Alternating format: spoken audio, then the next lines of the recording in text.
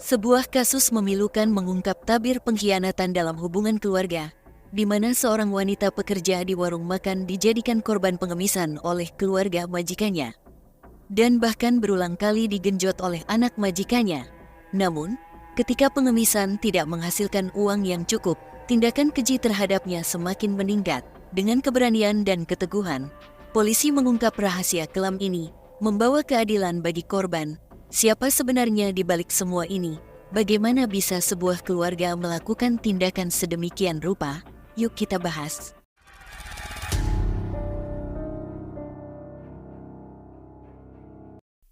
Saya perkenalkan Anda pasangan suami istri yang bernama Nanda Kurnia Putri, usianya 23 tahun, dan suaminya Daswanto, usianya 32 tahun.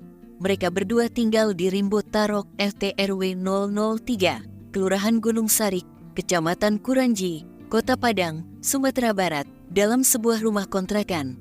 Mereka tinggal bersama kedua anak balitanya. Untuk mencukupi kebutuhan sehari-harinya, mereka membuka sebuah warung makan kecil sebagai sumber penghasilan utama. Pada tanggal 3 Maret tahun 2023, ibu dari Nanda yang bernama Sri Hamdani, usianya 46 tahun, memutuskan untuk tinggal bersama dengan anak dan menantunya di rumah kontrakan. Sri tidak datang sendirian, tetapi dia membawa seorang asisten rumah tangga yang dia bawa dari Jambi untuk membantu pekerjaan di warung makan mereka. Asisten rumah tangga tersebut bernama Nyimas Aryani, usianya 21 tahun, berasal dari Kerinci, Kabupaten Bungo, Jambi. Aryani bukanlah orang asing bagi keluarga ini. Mereka memiliki ikatan saudara atau bisa dikatakan sebagai saudara angkat. Awalnya, Aryani bekerja hanya untuk membantu pekerjaan di warung makan. Namun, seiring berjalannya waktu, Nanda meminta Aryani untuk membantu mengasuh kedua anak balitanya. Sebagai pekerja, Aryani menuruti permintaan dari majikannya. Aryani menjalankan tugasnya dengan setia sesuai dengan perintah yang diberikan. Saat memasuki bulan Desember tahun 2023, Riza Aldi Iswana, kakak kandung Aryani yang berusia 25 tahun, mendapatkan kabar yang sangat mengejutkan. Aldi mendengar bahwa Aryani, sepupunya, telah meninggal dunia akibat kecelakaan di Padang. Aldi sangat terkejut dan segera pergi ke rumah majikan di mana Aryani bekerja di Kota Padang. Namun, saat Aldi tiba di rumah tersebut, rumah terlihat kosong. Aldi bertanya kepada pemilik kontrakan, Irma Nila, dan benar saja, Irma mengatakan bahwa Aryani memang telah meninggal dunia dan sudah dimakamkan di kampung halamannya. Pada hari Kamis malam, tanggal 14 Desember tahun 2023, Aldi merasa ada yang janggal. Mengapa kematian adiknya tidak diberitahukan kepada keluarga? Aldi mulai mencari informasi lebih lanjut dari warga sekitar. Salah satu warga merasa heran karena baru mengetahui bahwa Aldi adalah kakak kandung asli dari Aryani. Sebelumnya, mereka hanya mengetahui Aryani sebagai kakak dari Nanda berdasarkan keterangan dari Irma Nila. Pada Kamis sore menjelang malam, tanggal 14 Desember tahun 2023, Aryani dikabarkan meninggal dunia akibat kecelakaan di Jalan Bayi Paskanji. Warga sekitar pun datang untuk melayat Aryani. Namun, saat tiba di rumah duka, warga merasa ada yang aneh. Mereka tidak melihat raut wajah sedih dari pihak keluarga Aryani. Bahkan, keluarga meminta warga untuk segera memandikan jenazah Aryani dan menginginkan Aryani dimakamkan pada malam itu juga. Warga sempat memberikan saran untuk memakamkan pada pagi harinya, mengingat sudah larut malam sekitar pukul 20. Namun, keluarga tetap ngotot dan meminta agar Aryani segera dimandikan dan dimakamkan. Mereka mengatakan bahwa tubuh Aryani akan dibawa ke kampung halamannya di Sungai Gring, Kabupaten Padang Pariaman. Dengan adanya permintaan tersebut, warga akhirnya memandikan tubuh Aryani. Namun, saat memandikan, warga menemukan luka yang tidak wajar. Ada luka di bibir, lebam biru di mata sebelah kiri, dan luka melepuh di kaki kanan.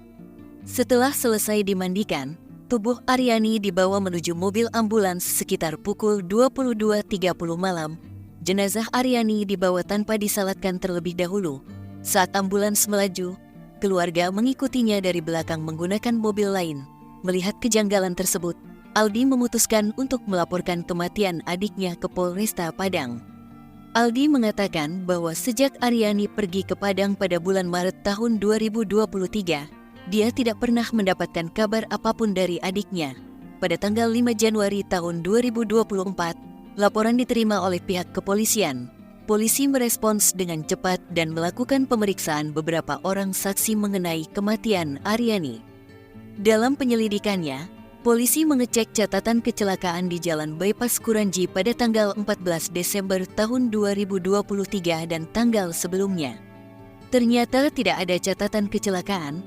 Polisi kemudian meminta kesaksian dari sopir ambulans yang mengantarkan jenazah Aryani. Dari informasi yang diperoleh, Aryani tidak diantar ke Kabupaten Padang Pariaman seperti yang dikatakan keluarga, melainkan ke pemakaman di kawasan Air Dingin, Kecamatan Kototanga, Kota Padang, di bawah pimpinan Kepala Univas Erkim, Foresta Padang, Ibtu Adan Afandi. Polisi segera menuju ke pemakaman Air Dingin. Setelah mencari cukup lama, polisi menemukan lokasi makam Aryani. Namun, yang mengejutkan adalah bahwa nama Aryani tidak tercantum di makam tersebut. Ternyata nama yang tercantum di makam adalah Afriani, bukan Aryani seperti yang diketahui sebelumnya. Pada saat penggalian kuburan, polisi bertanya mengapa jenazah tidak ditunggu hingga pagi untuk dimakamkan. Keluarga menjawab bahwa jenazah mengalami kecelakaan di Kota Pekanbaru, Riau, sehingga harus dimakamkan dengan secepatnya. Setelah menemukan makam Afriani pada tanggal 22 Januari tahun 2024, keluarga memberikan izin kepada polisi untuk melakukan proses ekshumasi di kuburan tersebut. Proses autopsi dilakukan oleh tim medis dari Kepolisian Daerah Sumatera Barat. Hasil autopsi yang keluar pada tanggal 26 Januari tahun 2024 menunjukkan bahwa jenazah tersebut adalah benar tubuh Nyimas Afriani. Di sekujur tubuhnya ditemukan luka yang menunjukkan adanya tanda-tanda kekerasan dengan darah sebar di area kepala, wajah, lengan, siku, kaki, bahkan hingga area vital belakang korban. Berdasarkan data yang diperoleh, polisi menduga bahwa Afriani telah mengalami kekerasan sebelum meninggal di kontrakan pada tanggal 14 Desember tahun 2023. Polisi segera memulai penyelidikan untuk menemukan pelaku penghabisan. Meskipun mengalami kesulitan dalam pelacakan, polisi terus bergerak mencari informasi, termasuk mencari lokasi majikan dari korban. Setelah lebih dari 2 bulan, polisi berhasil menangkap pelaku penghabisan pada tanggal 17 Maret tahun 2024. Pelaku tersebut adalah Sri dan Nanda, yang ditangkap di daerah Simpang Balai Baru, Kecamatan Kuranji. Sementara Daswanto ditangkap di sebuah warung di kawasan Ketaping, Kecamatan Batang Anai. Setelah tertangkap, motif penghabisan terungkap. Para pelaku mengaku kesal kepada Afriani karena sulit diatur. Selain itu, Daswanto juga mengaku kesal kepada Afriani karena istrinya dituduh membuat data bohong. Ketika pemasukan dari warung makan mulai menurun, Afriani yang membantu di warung dan mengasuh anak-anak Nanda menjadi sasaran kekesalan mereka. Untuk membantu perekonomian, Afriani dipaksa oleh Sri, Nanda, dan Daswanto untuk menjadi seorang pengemis di lampu merah. Bahkan, Nanda meminta Afriani untuk membawa kedua anaknya ketika mengemis di lampu merah. Namun, hasil dari pengemisan tersebut tidak memenuhi harapan mereka. Akibatnya, Afriani sering dianiaya oleh Sri, Nanda, dan Daswanto. Dia dipukul dan ditendang dengan menggunakan alat seperti kayu dan ikat pinggang. Perlakuan tersebut berlangsung berulang kali, hingga akhirnya Afriani meninggal di rumah kontrakan. Untuk menghilangkan jejak kejahatan mereka, para pelaku berpura-pura bahwa Afriani mengalami kecelakaan. Mereka menguburkan jenazah Afriani secara diam-diam tanpa memberitahukan kepada keluarga korban. Selain itu, pakaian Afriani juga dibakar oleh para pelaku untuk menghilangkan jejak. Hasil dari penyelidikan polisi menunjukkan bahwa ada 4 pelaku yang terlibat dalam kasus ini. Salah satunya adalah Solin Mustakin, berusia 21 tahun, yang merupakan adik dari Nanda. Meskipun pelaku berhasil melarikan diri, polisi terus berupaya mengejarnya. Akhirnya, pada tanggal 23 Maret tahun 2024, jam 3.30 dini hari, polisi berhasil menangkap pelaku bernama Sihin. Berdasarkan pengakuannya, Sihin mengakui bahwa dia turut serta dalam penganiayaan terhadap Afriani. Lebih lanjut, Sihin juga mengakui bahwa dia telah mengencerit Afriani sebanyak 5 kali. 4 kali di rumahnya dan 1 kali di dalam mobil. Yang lebih miris, saat pengenceritan itu terjadi, Sri, ibu kandung Sihin, menyaksikannya. Selain menangkap keempat pelaku, polisi juga menemukan bekas baju, celana, dan celana dalam milik Afriani yang telah dibakar oleh para pelaku. Para pelaku dijerat dengan pasal 338 KUHP tentang penghabisan dan pasal 351 KUHP tentang penganiayaan yang mengakibatkan kematian. Mereka terancam hukuman penjara seumur hidup. Pesan yang dapat diambil dari cerita ini adalah mengingatkan kita tentang bahaya perlakuan keji dan pengabaian terhadap hak asasi manusia, pentingnya rasa empati, keadilan, dan perlindungan terhadap individu, terutama yang rentan, harus diutamakan dalam masyarakat.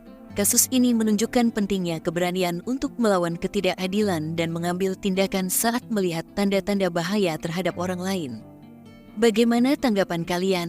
Silahkan komen di bawah, serta jangan lupa like dan subscribe.